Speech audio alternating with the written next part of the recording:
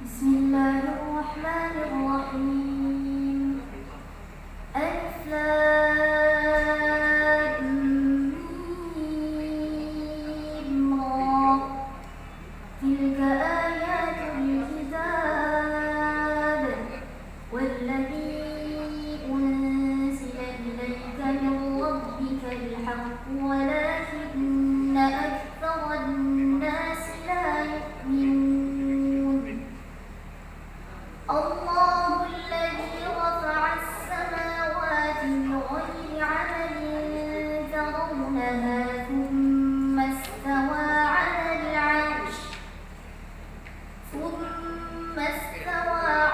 al-'arsh wa sakhkhara asy-syamsa wal-qamara. Ya, cukup. Apa makna unzila? Diturunkan. Amadun. Tiang. Ya. Sakhkhara. Dia menunjukkan. Musamma. Yang telah ditentukan. Tuqinun. Yakin. Mereka yakin. Tuqinun. Tuqinun. Apa?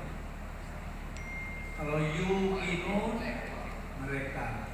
Kalau tuqinun kamu sekalian. Baik. Ada sebab nuzul dari ayat-ayat ini? Ini tidak ada sebab nuzulnya. Oke, kemudian jelaskan munasabah dengan ayat sebelumnya. Bismillahirrahmanirrahim.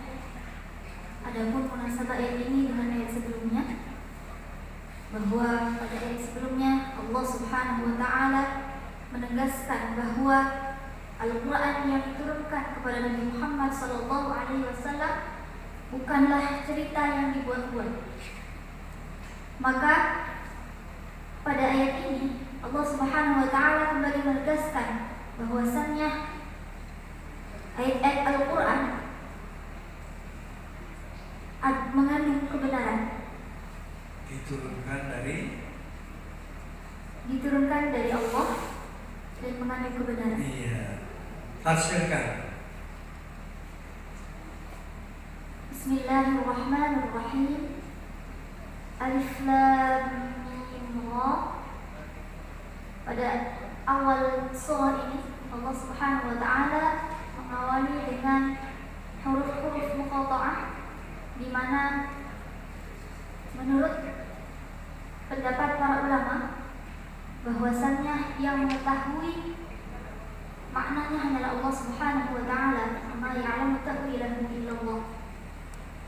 Tilka ayatul kitab. Inilah ayat-ayat Al-Qur'an, ayat-ayat Al-Kitab walladzi unzila ilaika min rabbikal haqq. Mana Al-Qur'an yang diturunkan kepadamu, kepada Nabi Muhammad sallallahu alaihi wasallam dari Allah Subhanahu wa taala adalah mengandung kebenaran. Tidak ada satupun di dalam Al-Qur'an yang mengandung keraguan, sebagaimana Allah Subhanahu wa taala berfirman, "Dzalikal kitabu la raiba fihi hudan lil muttaqin." Walakin aktsaran nas la yu'minun. Lalu kemudian Allah Subhanahu wa taala menegaskan, meskipun ayat-ayat yang terkandung di dalam Al-Qur'an mengandung kebenaran, akan tetapi banyak di antara manusia yang tidak beriman kepada Allah Subhanahu wa taala, yang tidak mau beriman kepada Al-Qur'an, tidak percaya dengan Al-Qur'an yang diturunkan kepada Nabi Muhammad sallallahu alaihi wasallam. Walaupun Nabi Muhammad sallallahu alaihi wasallam sangat menginginkan umatnya beriman, tapi mereka tetap tidak mau beriman. Sebagaimana Allah Subhanahu wa taala berfirman, "Wa ma aktsarun nasi walau harasta mu'minin." Lalu kemudian pada ayat selanjutnya Allah Subhanahu wa taala menjelaskan tentang kekuasaannya, sebagaimana Allah Subhanahu wa taala berfirman, Allahul ladzi rafa'as samawati bighairi 'amalin tarawnaha. Allah Subhanahu wa taala yang telah meninggikan langit tanpa tiang, sebagaimana yang kita lihat, dan itu adalah bentuk dari kekuasaan Allah Subhanahu wa taala. Tsumma stawa 'alal 'arsy. Kemudian Allah juga bersemayam di atas 'arsy. dengan persemayaman yang diketahui oleh Allah Subhanahu wa taala, dan Arsy di sini yang mengetahui kadar ukurannya adalah Allah Subhanahu wa taala. Sebagaimana di dalam sebuah hadis disebutkan, wal arsyu la yuqaddiru qadrahu illa Allah azza wa jalla. Ya. Istawa alal arsy. Ini ungkapan yang menimbulkan perdebatan di antara ahli kalam mutakalimin. Di antara mereka ada Mu'tazilah, ada Asy'ariyah. Coba jelaskan perdebatannya bagaimana tentang istawa al-arsy. Menurut Mu'tazilah apa? Menurut Asy'ariyah bagaimana? Menurut pendapat dari kalangan Mu'tazilah bahwa istawa di sini adalah menunjukkan arti bersemayam dengan persemayaman yang layak bagi Allah, yang itu hanya diketahui oleh Allah Subhanahu wa taala. Sedangkan menurut kalangan Asy'ariyah bahwa istawa di sini yang mengetahui maknanya hanyalah Allah Subhanahu wa taala. Istawa artinya bersemayam, tapi bagaimana semayamnya tidak dapat dibayangkan manusianya, karena hanya Allah yang tahu hal tersebut, gitu ya. Kalau Mu'tazilah diartikan apa tadi? Bersemayam. Bagaimana itu? Bersemayam yang hanya layak bagi Allah Subhanahu wa taala, bukan seperti manusia.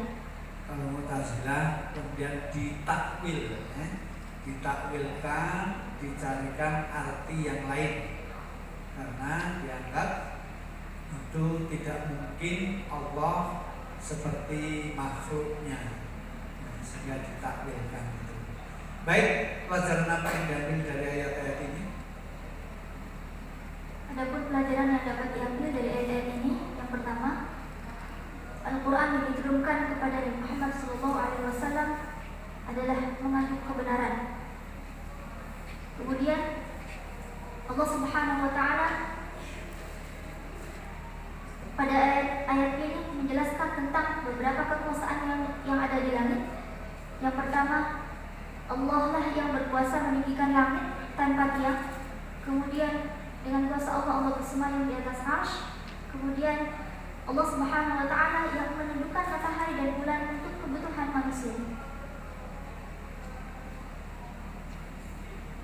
Kemudian yang terakhir, Allah Subhanahu wa taala menunjukkan bukti-bukti kekuasaannya agar orang-orang kafir, orang-orang musyrik yakin bahwasanya akan ada pertemuan dengan Allah Subhanahu wa taala di akhirat kelak. Barakallahu fiik. Shadaqallahu